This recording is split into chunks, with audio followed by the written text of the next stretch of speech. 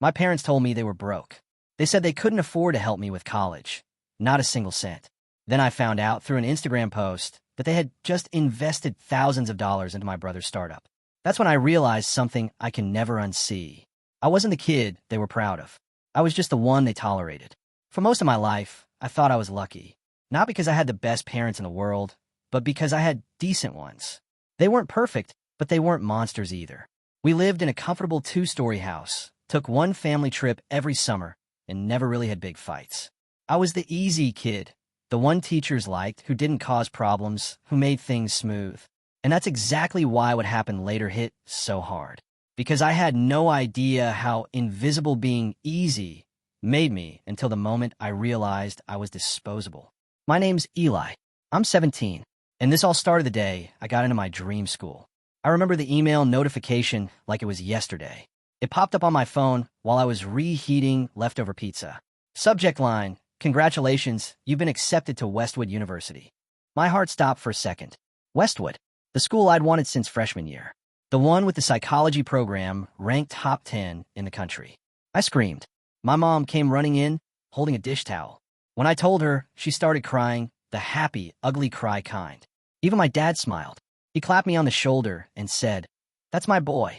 For a brief moment, we felt like a real family again, like we were all on the same team. That night, we went out for dinner, my favorite Thai place. Mom ordered wine, Dad made one of his dumb toast speeches, and I honestly thought this was going to be the start of something new. Finally, after all the late nights and stress and tests, everything was falling into place. At least that's what I thought. When the bill came, Dad looked at me and said, "So, have you thought about how you're going to pay for college yet?" It caught me off guard. I laughed. "What do you mean? Like scholarships and stuff?" He took a sip of his drink and said, "No, I mean, how are you going to pay for it?" The word "you" hit like a slap. I thought I misheard. Mom smiled nervously. "What your dad means is we think it's time you start learning to be independent." Independent? I'm 17. They were literally holding my acceptance letter that morning, crying happy tears. And now they were telling me I was on my own? I just stared at them, waiting for the punchline. It didn't come. Dad folded his arms. "Your brother did it. He worked his way through school. You can do it too." That was the first lie of the night. Because Dylan, my older brother, did not pay his way through school. My parents did. Every last cent. I remember Dad bragging about it when Dylan got into business school. How it was the best investment he ever made. He used to tell his coworkers that funding Dylan's degree would pay for itself 10 times over. But I didn't say that. Not yet. Instead, I said, "Wait, what about the college fund?" "Didn't you say?" Mom interrupted softly. "Eli, things have been different lately. You know how much we've spent on Uncle Ray's treatments. Your dad just wants to be smart about money." That was the second lie. At the time, I didn't know it was a lie. I actually believed them. I remembered Uncle Ray, my dad's uncle, the one with leukemia. We used to visit him every few months. He was loud, funny, kind of rough, but he adored Dad. So when Dad said he'd used our savings to pay for Uncle Ray's care, I didn't question it. He said, "I owed him, son." He helped me get my first job, back when no one else would give me a chance. And honestly, that sounded noble, like something a good man would do. So I nodded. I swallowed the disappointment. And I told myself it was fine. I'd find a way. That night, I stayed up scrolling through scholarship websites, student loan options, work-study programs. I made lists, budgets, plans. It didn't feel fair, but I could live with unfair. What I couldn't live with was betrayal. 2 weeks later, the lie unraveled, casually, like a loose thread I didn't mean to pull. It was a Saturday. I was at home, eating cereal when my phone buzzed. Liam, my best friend, had sent me a DM. Just a single message with a screenshot attached. "Bro, is this real?" It was a photo from Instagram. Dylan's account. In the picture, my brother was grinning in front of a shiny glass office building, holding a champagne bottle. Behind him stood my parents, Mom with flowers, Dad clapping like a proud coach. The caption said, "Biggest day of my life. Couldn't have done it without my first investors, Mom and Dad. Here's to new beginnings." I felt the air leave my lungs. The room tilted. My parents, the same ones who told me they were broke, had just funded my brother's new business. I clicked on his profile, scrolling like my life depended on it. There was posts showing the office lease, the company logo, the fancy coffee machine. And in one photo, on the corner of a desk, a check from our parents' joint account. I just sat there, staring, trying to make sense of it. Maybe it was an old photo. Maybe they just helped him with a little money. Maybe this wasn't what it looked like. But it was, and deep down I knew it. They had lied, straight to my face. They didn't want to help me because they didn't see me as worth investing in. That night, I didn't eat dinner. I didn't talk to anyone. I just sat in my room, staring at that screenshot. It wasn't even about the money anymore. It was about what it meant. They didn't see my future as something that mattered. They saw me as the kid who'd figure it out, the one who didn't need help. While Dylan, he was the golden boy, the risk taker, the one they bragged about. It made me realize something ugly. Sometimes being easy doesn't make people love you more. It makes them think you don't need love at all. That's when I decided to leave. I packed quietly, just a backpack and a duffel, clothes, laptop, my acceptance letter, a couple of photos. At midnight, I ordered an Uber. When the driver asked where I was headed, I just said, anywhere but here. I ended up at Liam's house. His parents already knew the basics. They'd always liked me. His mom gave me the guest room. His dad just nodded and said, stay as long as you need. I didn't cry. Not then. But when I closed that door and finally sat down, it hit me. I wasn't running away from home. I was leaving people who'd already left me behind. The next morning, my phone exploded. 32 missed calls. Dozens of texts. Eli, where are you? This isn't funny. We're worried sick. Come home. We can talk. I didn't answer. Instead, I forwarded Dad the screenshot of Dylan's Instagram post. That was all I sent. 10 minutes later, he called.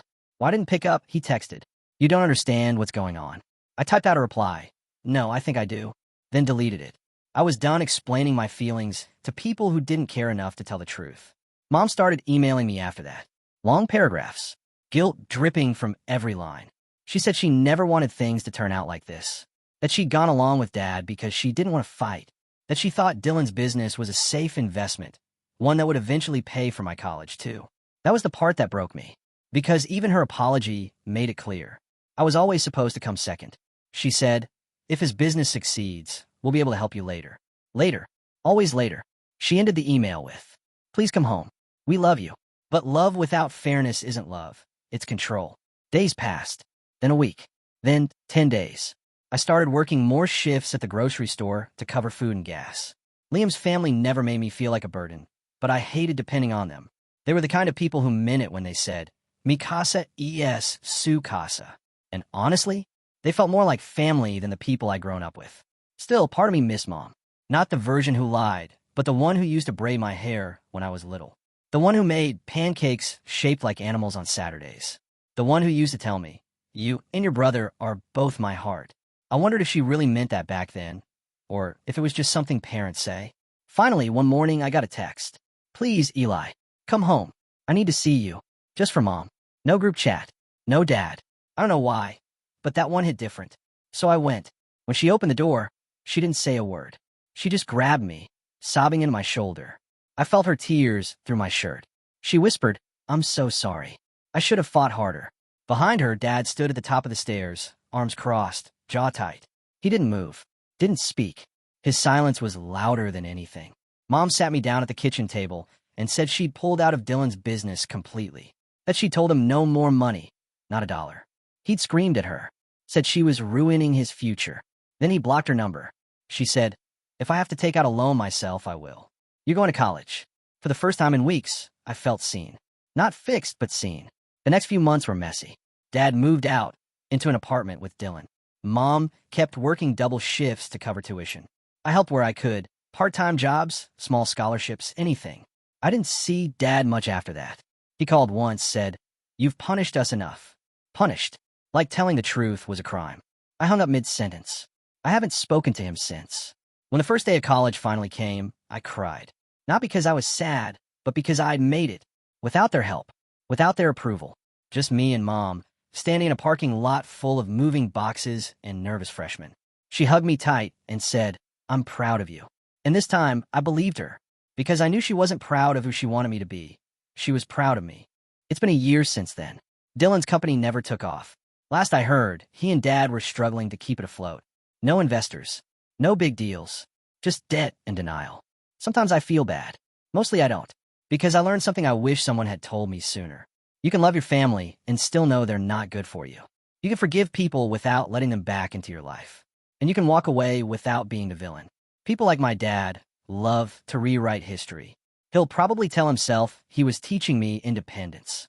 But the truth is simple. He just didn't believe in me the way he believed in my brother. And that's okay, because I believe in me now. Every night, I walk back from class, past the campus fountain. There's a moment when the water catches the light, and I always think about that day. I packed my bags and left. I didn't know it then, but that was the first time in my life I chose myself. Not as a rebellion, not as revenge, just as a reminder that I mattered. I still talk to Mom every day.